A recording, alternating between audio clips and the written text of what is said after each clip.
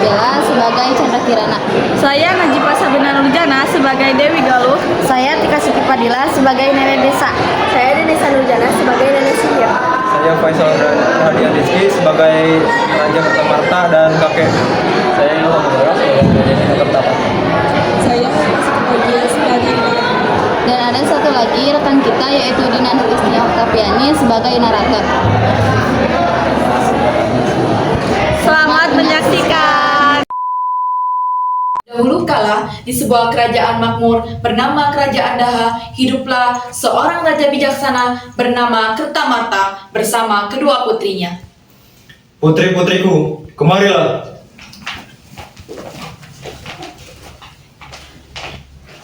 Dengarkan baik-baik. Nanti akan datang seorang tamu dari kerajaan Kahuripan, yaitu Raden Inu Kertapati. Aku ingin menjadi yang dipilih pangeran itu, ucap Dewi Galuh berbisik di dalam hati. Aku sudah memutuskan bahwa yang akan menjadi istri beliau adalah Chandra Kirana. Dan keputusan ini tidak bisa diganggu gugat. Baik, ayahanda.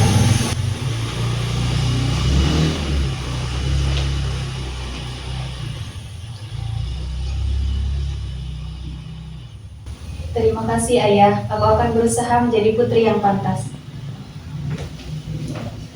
Semua dayang sudah bersiap menyambut kedatangan pangeran tuanku. Dewi Galuh merasa sangat iri dan dengki karena adiknya yang lebih muda, Chandra Kirana, yang dipilih. Ia memutuskan mencari bantuan dari nenek sihir.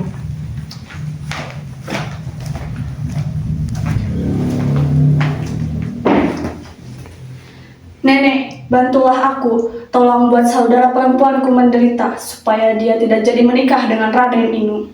Apa yang kau mau aku lakukan, katakan saja. Sihirlah dia menjadi sesuatu yang menjijikan supaya tidak ada yang mau mendekat dengannya. Baiklah, aku akan melakukannya, tapi kutukan ini akan hilang bila dia bertemu dengan kekasihnya. Baiklah, lakukan sekarang. Aku sudah tidak sabar menunggunya.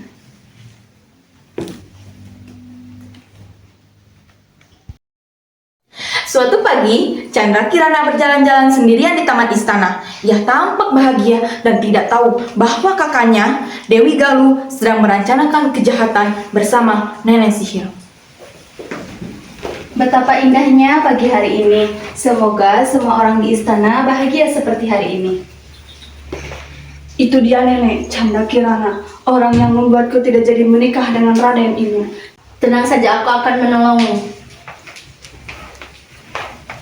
Kak Galuh, nenek, ada apa kalian datang ke sini? Wajah kalian tampak marah.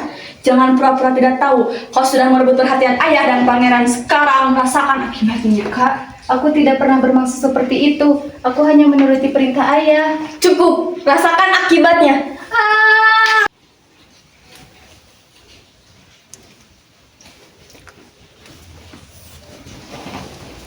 Dengan kekuatan sihir yang jahat, Chandra Kirana berubah menjadi seekor keong emas yang berkilau di bawah sinar matahari. Sekarang lihatlah, Chandra Kirana hanya seekor keong kecil yang tidak berguna. Buang saja keong itu ke sungai.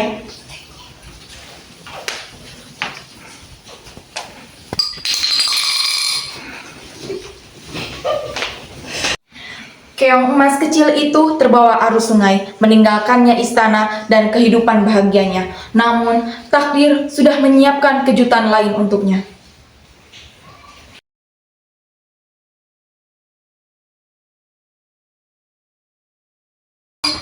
Apa ini? Kenapa keong secantik ini berada di sungai? Aku tidak bisa membiarkan dia terombang-ambing. Aku akan membawa pulangnya. Keesokan harinya, nenek pergi melaut, namun tak mendapatkan ikan satupun. Saat pulang, ia terkejut melihat makanan sudah tersedia di meja makan. Ya Tuhan, aku tidak mendapatkan ikan hari ini. Sepertinya aku tidak akan makan lagi malam ini. Hah? Apa ini? Kenapa ada makanan di tempatku ini? Padahal tidak ada siapapun yang kemari. Ini terus terjadi setiap hari. Beberapa hari berlalu, makanan terus muncul secara tiba-tiba. Nenek pun semakin heran dan curiga. Karena penasaran, suatu hari nenek pura-pura pergi melaut, tetapi diam-diam ia mengintip. Ia melihat keong emas berubah menjadi seorang gadis cantik yang sedang membawa makanan yang lezat. Kenapa selalu ada makanan di tempatku ini? Aku tidak bisa diam saja. Aku akan mencari tahunya. Aku besok akan berpura-pura melaut dan melihat siapa yang membawa makanan itu.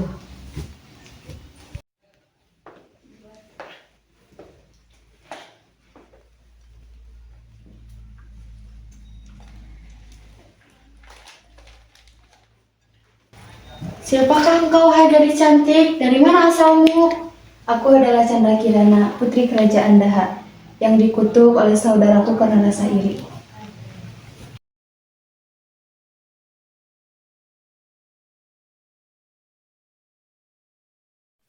Saat diucapkan, dia kembali menjadi keong emas sementara nenek tertegun dan iba pada nasibnya. Ya ampun, aku tidak tahu bahwa kau adalah putri kerajaan Daha. Maafkan atas kelancangan hamba, putri. Sementara itu, Raden Inu Kertapati sangat sedih mendengar berita hilangnya sang tunangan. Ia memutuskan menyamar sebagai rakyat biasa dan memulai pencarian. Kemana perginya Chandra Kirana? Kenapa dia tiba-tiba menghilang dan pergi begitu saja dari istana? Aku tidak bisa diam saja. Aku harus mencarinya. Nenek sihir mengetahui hal itu dan menyamar sebagai seorang nenek tua untuk menyesatkan Raden Inu dengan petunjuk palsu. Nah, aku tahu di mana tunanganmu berada. Benarkah itu, Nek? Tentu saja ikuti aku. Baiklah, terima kasih. Tolong tunjukkan jalannya.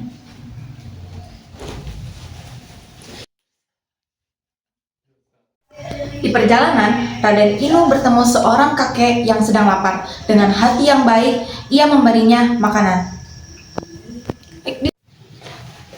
Kemana jalan yang benar? Ada seorang kakek di sana. Kakek? Apa yang terjadi denganmu? Anak muda, aku telah letih berjalan seharian dan belum makan satupun makanan. Ya Tuhan, kasihan sekali dirimu, Kek. Terimalah ini, aku ada sedikit makanan untukmu. Terima kasih ya anak muda.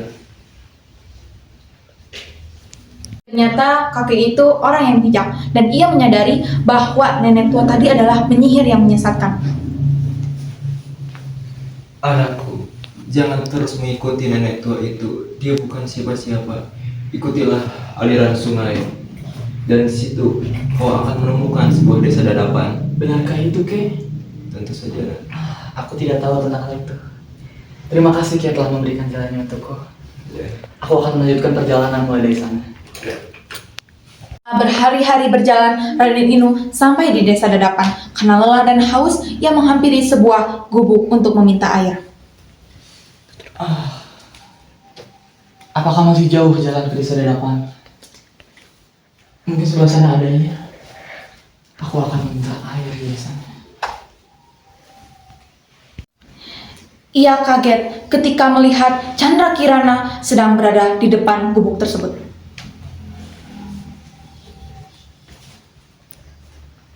Kirana? Bukankah itu engkau? Inu, benarkah engkau? Kirana, kemana saja dirimu? Kenapa kau tiba-tiba menghilang dari istana begitu saja? Maafkan aku Inu, aku tidak bisa pulang. Aku disihir oleh Kak Galuh karena rasa iri.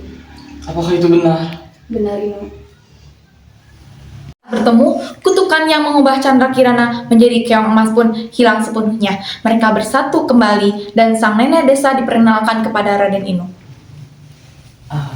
Baiklah kalau begitu. Mari kita pulang kembali ke istana. Nenek, ikutlah denganku.